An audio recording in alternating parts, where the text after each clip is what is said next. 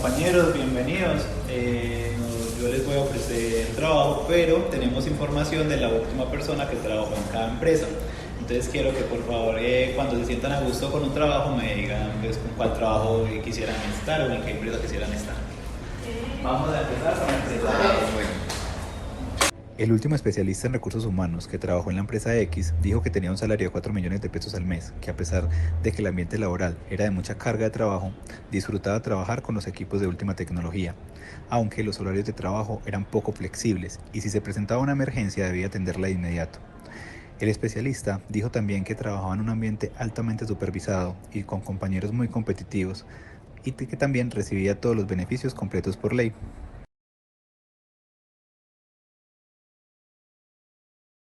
El último director de recursos humanos que trabajó en la empresa Y dijo que tenía un salario base de 500 euros al mes, 2.500.000 pesos aproximadamente, que tenía comisiones del 5% mensual, que la sede principal de esta empresa está ubicada en España, que él debía seguir unas indicaciones del jefe inmediato y cumplir un horario fijo de lunes a viernes, que el trabajo que realizaba era muy mecánico y que no había oportunidad de crecer dentro de la empresa. Además que los equipos de trabajo eran viejos y que hacía mucho tiempo no les realizaban mantenimiento, por lo que eran muy lentos. A pesar de todos los esfuerzos que el director realizaba, no reconocían sus logros y no había buena relación con los supervisores de la empresa. También informó que el contrato que tenía era por prestación de servicios. El último gerente de recursos humanos que trabajó en la empresa Z dijo que tenía un salario base de 2 millones de pesos al mes y además un bono anual del 10% basado en el rendimiento. El gerente contó con la oportunidad de trabajar en proyectos innovadores dentro de la empresa, además de liderar un equipo talentoso.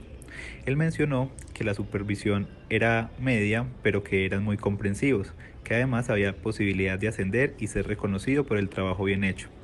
El gerente disfrutaba de flexibilidad en el horario y contaba con los mejores equipos tecnológicos. Dijo además que recibía todos los beneficios por ley. Entonces podemos ver que los incentivos extrínsecos están pues como para la organización, para el cargo, mientras que la motivación es intrínseca y es como para cada persona, es muy personal. Ahora sí, para empezar, esta teoría es conocida como la teoría de los dos factores, la teoría de la motivación e higiene y también la teoría bifactorial. Friedrich Herzberg fue el que desarrolló pues esta teoría y él fue una persona pues que estudió desde muy joven. Entonces les voy a contar un poco sobre él. Él nació en Estados Unidos y nació en 1923. También cuando tenía aproximadamente 20 años entró a estudiar a la universidad, pero le tocó parar sus estudios porque tuvo que ir a trabajar a un campo de concentración. Pero él, en su experiencia, pues él descubrió que había muchas cosas por las cuales las personas se enfermaban, pero que se conocía muy poco sobre qué hacía que las personas se mantuvieran sanas o que fueran cuerdas. Quien dijo lo siguiente: lo primero que vi al entrar en el campo de exterminio de Dachau fueron las filas de furgones de ferrocarril atestados de cadáveres, cubiertos de cal. Acaba de cumplir 22 años. Nada en mi educación en historia o psicología me había preparado para semejante experiencia. Una conmoción profunda estremeció todo mi ser. Sabía que en cualquier sociedad hay alrededor de un 15% de locos. Sin embargo, la sociedad entera había perdido la razón. Me pregunté, ¿cómo era posible que gente normal en apariencia hubiera cometido semejantes atrocidades? Desde ese momento concluí que la tarea más importante de un psicólogo consistía en evitar que los cuerdos enloquecieran. Entonces, eso fue muy importante para él porque de aquí él empezó pues como a planear cómo iba a ser pues como toda su teoría. Él se basa pues como un poco en la teoría de Maslow, que es como la autorrealización, la estimación, lo social, la seguridad y las necesidades fisiológicas. Maslow decía pues un poco que todas las personas teníamos pues como las necesidades fisiológicas, que son las necesidades de comer, de respirar, de dormir, también la necesidad de seguridad, la necesidad social, pero Herzberg decía pues como que estas necesidades pues se dividían, que habían unas que eran los factores de higiene y otras que eran los factores de motivación, que si los factores de higiene no estaban podían incomodar o podían insatisfacer. Entonces él lo veía como una forma en que las personas se veían más motivadas a trabajar por los retos, por la oportunidad y por el cargo como tal. Entonces que habían unos factores que habían que tener en cuenta, que eran los factores de motivación. Para explicarles un poquito acerca de los factores de higiene, yo quiero que ustedes me digan qué es lo contrario a insatisfacción. Satisfacción. Pues él les decía que no, que aquí y aquí había algo. Por ejemplo, cuando nosotros nos enfermamos de un día para otro. Nosotros vamos sintiendo síntomas. Primero nos va doliendo la cabeza un día, nos va a doler cada día un poquito más, hasta llegar pues como a estar enfermos, ¿cierto? A esto Herbert lo llamó, por ejemplo, la no satisfacción. También pueden anotar pues como desmotivación, no motivación o motivación. Porque él lo relacionó de esta forma, porque él se dio cuenta de que había algo que faltaba pues como entre una parte y la otra. Nosotros no cambiamos de opinión de un segundo a otro. Por ejemplo, las personas no se separan de un día para otro. Entonces, a este espacio, pues como más o menos lo vio él, fue lo que él le llamó la no satisfacción. Él decía que más del 50% de las personas, de los trabajadores, están en este parte, en la no satisfacción. Entonces, los factores de higiene, cuando están, van a hacer que las personas no estén de aquí a acá, de la satisfacción, de la no satisfacción pasan a la insatisfacción. Estos son los factores de higiene. Y estos serían los factores de motivación, que sería de la no satisfacción a la satisfacción.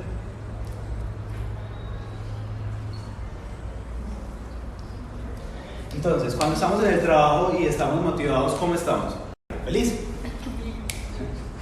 Pero entonces Herbert decía que la mayoría de las personas estamos aquí, en la no satisfacción. ¿Cómo es la no satisfacción? Estas serían las personas que no están muy interesadas en su cargo, en su trabajo, llegan tarde. Entonces esas personas están más bien a la deriva de saber qué pasa. La insatisfacción puede causar la ausencia del trabajo, de la renuncia. Entonces para Herbert era muy importante de esos factores se mantuvieran pues como estables, que las personas pues pudieran recibir el salario. Dice que el salario es el principal factor de higiene porque el trabajo como sí debe ser recompensado, que las personas necesitan verse pues como que el trabajo necesita verlo como una forma de intercambio, que se puede ver pues como una forma de recompensa como el salario, pero que no es un factor motivacional. Entonces, ¿por qué no es un factor motivacional? Digamos que yo hoy me gano 1 millón de pesos y mañana me ascienden y voy a ganar 10 millones de pesos. ¿Cómo va a cambiar mi vida? Mis gastos van a aumentar, como decía mi abuelita, como gano, gasto. Entonces, en un año yo ya no voy a estar conforme con ese salario porque ya estoy acostumbrado a tener un salario alto. Entonces Herbert decía que me pueden decir que me van a pasar, que hoy voy a ganar los 10 millones y de aquí es la insatisfacción, me van a pasar a la satisfacción en un momentico. Pero en un año eso no se iba a ver así, la persona ya estaba pues acostumbrada a ese salario, a su modo de vivir, entonces muy probablemente esa persona va a estar insatisfecha.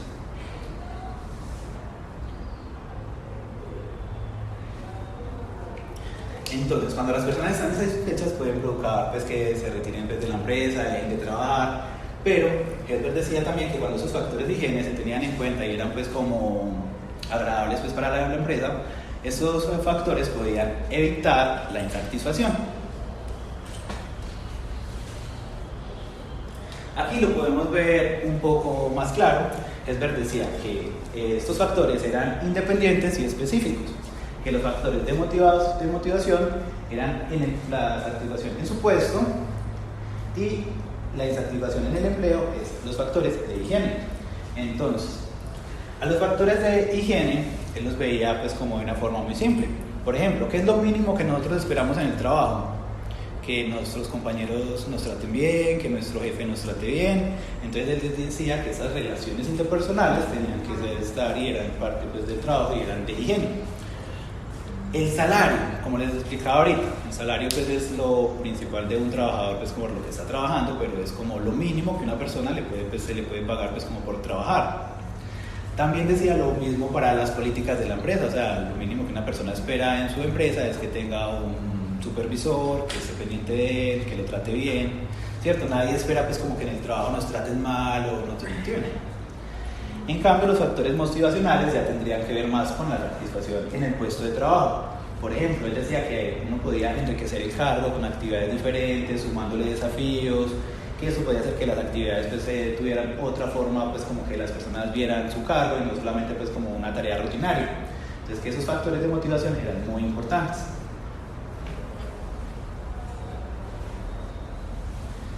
Entonces, Helber decía que los factores motivacionales nos hacían pues como permanecer en el trabajo, evitar la ausencia laboral, y que los factores de higiene, si no estaban, podían causar insatisfacción. Entonces, si uno no le va a pagar a una persona, pues ella no va a ir a trabajar.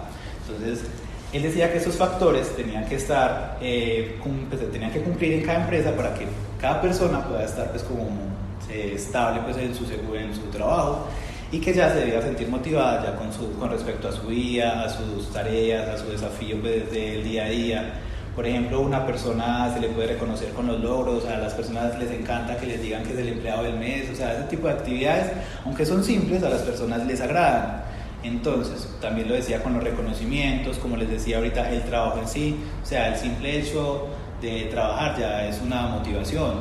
Entonces, para esto les traigo un caso, que es el caso de China. En China se estudió pues, acerca de los factores extrínsecos, o sea, los factores de higiene, y ellos pudieron notar que cuando estos factores se cumplían, el trabajador pues, rendía más y trabajaba más duro. Entonces les voy a contar una pequeña experiencia. Por ejemplo, digamos que yo me voy para China y contrato un traductor. Entonces yo llego a imponerle al traductor pues, mis ideas occidentales, y le digo pues como que hay que descansar los fines de semana, que la jornada laboral va a ser pues como de 7-8 horas, que puede que la necesite esta persona un sábado pues por alguna emergencia. Pero entonces yo empiezo a trabajar con el traductor y yo nunca lo necesito los fines de semana, yo trabajo solamente en la semana con el traductor. Y un día tengo una reunión con unos empresarios un fin de semana y llamo a la traductora, le digo que venga a trabajar conmigo un fin de semana, y ella me dice que no puede porque ella consiguió otro trabajo. Como yo siempre le daba libre los fines de semana, entonces fue a conseguir otro trabajo.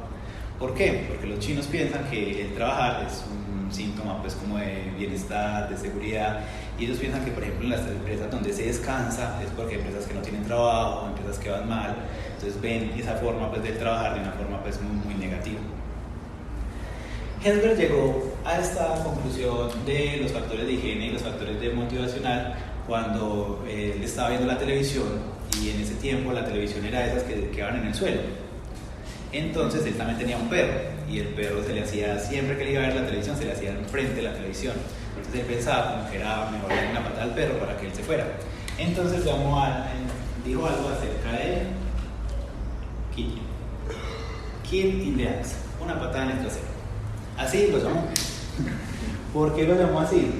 Porque él pensaba en darle una patada al perro para que se quitara el televisor. Pero alguien le dijo, no, usted lo puede llevar a que le entrenen el perro, y normal, allá le enseñan al perro para que le estorben el televisor. Entonces él lo mete al perro a que le enseñen, y efectivamente le dicen, cuando el perro se le eche en el televisor, usted le da una galletita.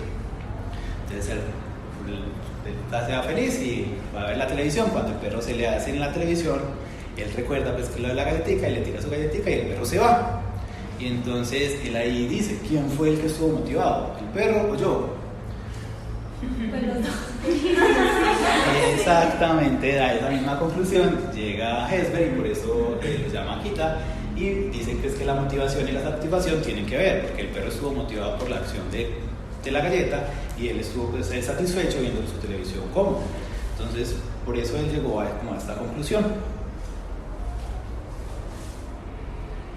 Estas fueron algunas estrategias para el enriquecimiento del trabajo que propuso Hesber en su época, que fueron pues tomadas en cuenta, pero pues él ha servido mucho pues desde que él se elaboró pues como toda esta teoría, y él decía pues que unas estrategias para poder pues como motivar a las personas era pues eliminar los controles innecesarios, aumentar la responsabilidad de los empleados, asignar a los empleados unidades naturales o completas, también pues como hacer desafíos y en sus actividades, pues como cambiarles las actividades, pues que no sean siempre las mismas, conceder más autoridad y autonomía a los empleados en sus actividades, elaborar informes periódicos sobre la calidad del desempeño, introducir nuevas y más interesantes tareas.